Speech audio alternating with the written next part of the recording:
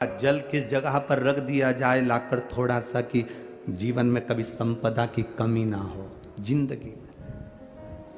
कावड़ का एक नियम होता है कि कावड़ को ये कंधे से ये कंधे पर रखना है तो सिर के ऊपर से कभी नहीं लिया जाता। कावड़ का एक नियम है। कावड़ को इस कंधे से इस कंधे पर लाना है तो सामने से लाया जाता है, पीछे से लाया जाता है, पर सिर पर से बार कर उसको वापिस नहीं लाते। सिर पर से बार कर। कावड़ का एक नियम होता है, जिस नारी का जिस व्यक्ति की संतान नहीं होती है उसको कावड़ यात्रा करने से पहले अपनी गोदी में धान चावल को भरना पड़ता है। गोदी में उसको जब तक महादेव के दरवाजे तक नहीं चली जाती तब तक उसकी गोदी में वो धान चलते चलते उसकी झोली में वो हिलता रहता है। कावड़ का जल उसके कंधे पर रहता है और जब वो कावड़ जिसकी औलाद नहीं संतान नहीं, जब वो कावड़ का जल महादेव को चढ़ाती है तो पहले जल समर्पित करने के बाद फिर चावल के दाने बाबा की उस शिवलिंग पर समर्पित करती है कि बाबा मेरी गोदी में तू यहाँ तक लेकर आया है, ये गोदी खाली मत छोड़ना, मेरी गोदी भर देना, भले 25 साल हो गए। कावड़ यात्रा का नियम है, सिर पे से बार कर वापिस नहीं आती, सम्मुख से कावड़ निकल जाती। लंकाधिपति रावण को सुध पड़ी जब तुमरुका जी ने कहा जाओ लंकेश, अगर तुम चाहते हो कि शंकर के शरीर में गंध पहुंची है उस विष की गंध को समाप्त करना है तो तुम जाकर महादेव को जल अर्पित करो सावन के महीने में। उसी गायत्री माता, लक्ष्मी माता, ब्रह्माणी सरस्वती माता, पार्वती माता, कात्यायनी माता, कुष्मांडा माता, रिद्धि माता, सिद्धि माता, इंद्राणी माता, ऐसी कई माताएं हैं जिन्होंने परमार्थ के साथ बेलपत्र का अनुमोदन कर बेलपत्र का पूजन कर परमार्थ का काम कर अपनी प्रसिद्धि, अपनी सिद्धता और अपनी सिंहासन को पाया।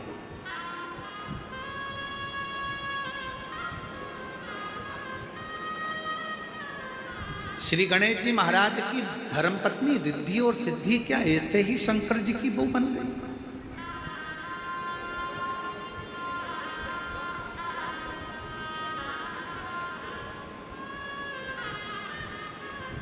क्या माता लक्ष्मी ऐसे ही भगवान विष्णु की अर्धांगिनी बन गई?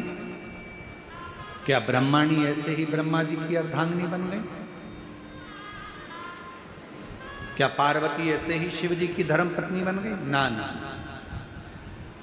इन्होंने जो परमार्थ किया है, इन्होंने जो जनमानस का कार्य किया, पूरे जगत के उद्धार का जहां क्रम आया तब जाकर ये अच्छे सिंहासन पर बैठी।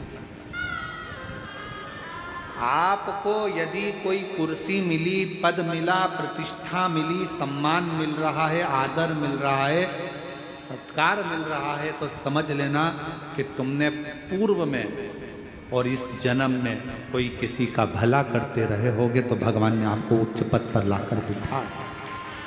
अब मौका दिया है परमात्मा ने, ये कुर्सी, ये पद, ये प्रतिष्ठा, ये सिंहासन तुमको दिया क्यों है कि इस पर बैठकर फिर कुछ अच्छा करना, जिससे आने वाले समय में और उच्च पद पर बैठो, फिर कुछ अच्छा करना और ऊंचाइयों तक जाओ। अपने द्वारा परमार्थ का काम, स्वार्थ का नहीं। जहां स्वार्थ आ गया परमार्थ दूर हट जाएगा, परमात्मा दूर हट जाएगा।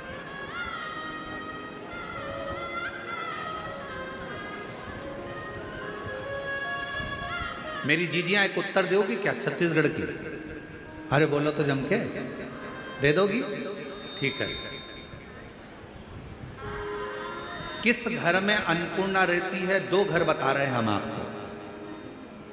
सदा अन्नपूर्णा महारानी किस घर में रहती है आपको उत्तर देना है, ठीक है? 2 घर बताएंगे आपको, शांति। 2 घर आपको बताए जाएंगे, आपको बताना है कि अन्नपूर्णा किस घर में रहती है। पहले नंबर का घर जिसमें बहू, घर की नारी, घर की स्त्री, घर की बेटियां भोजन बनाए, और भोजन बनाए, और भोजन करने के लिए घर में 10-12 लोग आ रहे हैं, 15 लोग आ रहे हैं, या घर में 10 लोग जीने वाले हैं, या कोई फंक्शन है, और घर में खीर बनी, हलवा बना, भजिया बना, अच्छी कोई सब्जी बनी,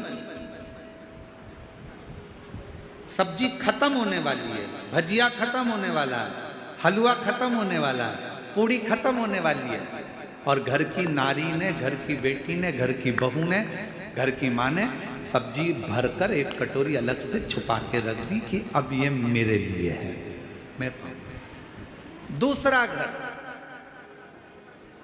घर की बहन, बेटी, माता, बहू, घर की बेटियां, बहुएं, घर की माताएं भोजन बनाई, घर में भोजन करने वाले आए, और मालूम पड़ा भोजन में सब खत्म होता चले जा रहा है।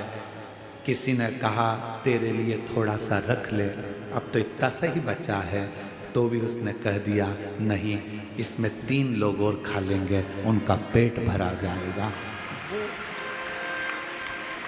अब निर्णय देना है मेरी छत्तीसगढ़ की जीजियों। 2 घर बताए, पहले नंबर का अपने लिए कटोरी में भर कर रख दिया, और दूसरे नंबर का कि ये भी जाने दो, वो खा लेंगे तो मुझे तृप्ति हो जाएगी। दूसरा कौन सा घर इसमें अन्नपूर्णा? कौन सा? दूसरा, ये खा लें, जितना मेरे लिए मत रखा, मेरे लिए मुझे नहीं बचाना, मेरे लिए मैं अलग से बाद में हो सकता है बना लूँगी, पर अभी तो जो जजमान आए हैं, दरवाजे पर आए हैं, जो भोजन करने बैठे हैं, इनका पेट भरा जाए। ये भर गया, मुझे उसमें मुझे तृप्ति है। स्वार्थ अपने लिए कटोरी भरकर रखता है, और परमार्थ दूसरे को देकर खुश होना सिखा दे। अपने आस्था चैनल पर सुने, फेसबुक यूट्यूब पर सुने, मोबाइल पर सुने, चाहे कथा के पंडाल में सुन रहे हो, चाहे आस्था चैनल पर सुन लेना। कलयुग का सबसे बड़ा एक फल है, जो ना सतयुग में था, न त्रेता में था, न द्वापर में था। वो फल कलयुग को मिला। कौन सा फल है? जो सतयुग में नहीं मिला, न त्रेता में मिला, न द्वापर में मिला।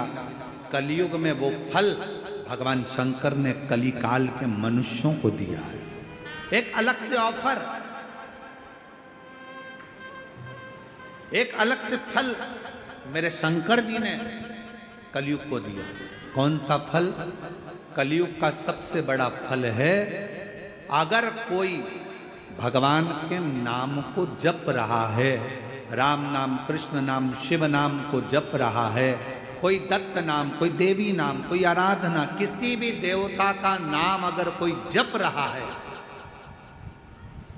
मात्र जप रहा है, कलयुग में सबसे बड़ा फल है। अगर मंत्र जाप करने वाले का, नाम जाप करने वाले का भी कभी दर्शन हो जाएगा कलयुग में, तो उसका भी उद्धार हो जाएगा।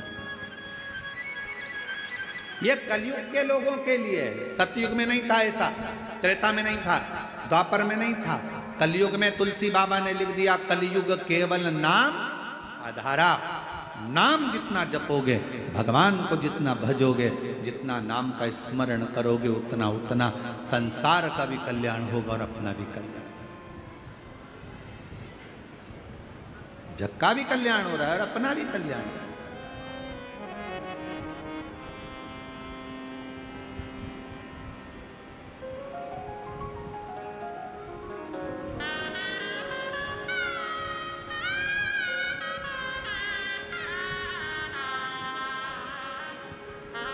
बस उसमें अपने हृदय को रमा।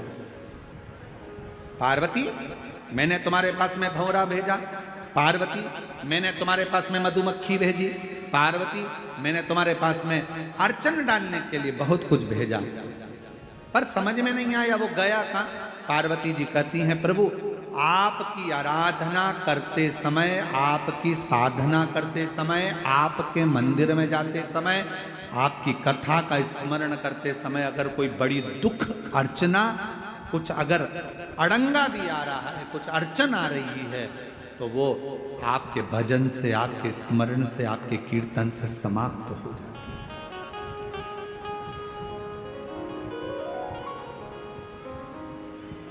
केवल आपके एक मंत्र उच्चारण से समाप्त हो जाता है।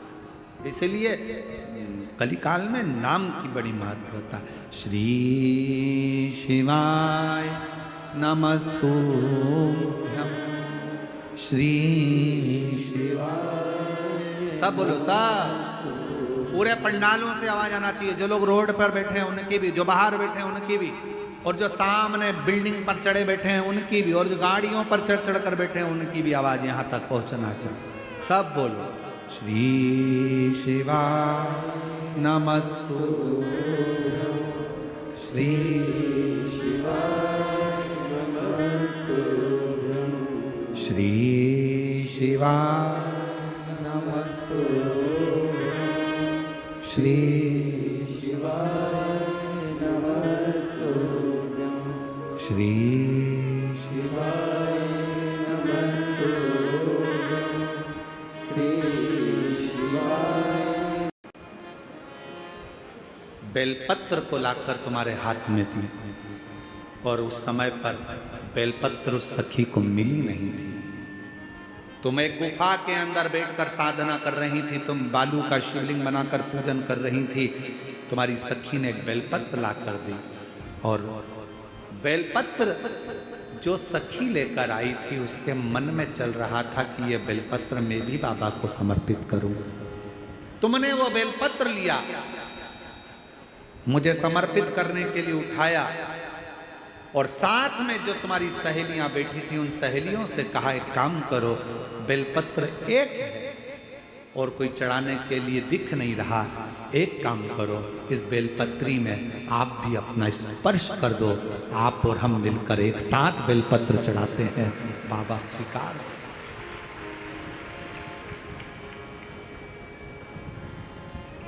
मेरी जीजियों, आपको अगर मंदिर के अंदर शिवालय में पूजन करते समय आपको ऐसा लगे कि पड़ोस वाली के पास में कोई वस्तु की कमी है और उसके पास कोई सामग्री नहीं है, कोई बात नहीं, जीजी आप इसमें हाथ लगाओ।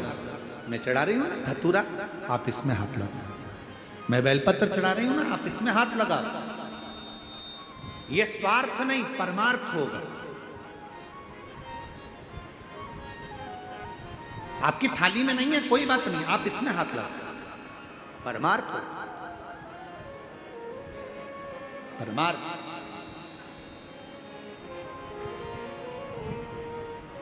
और मत बुरे कर्म कर बंद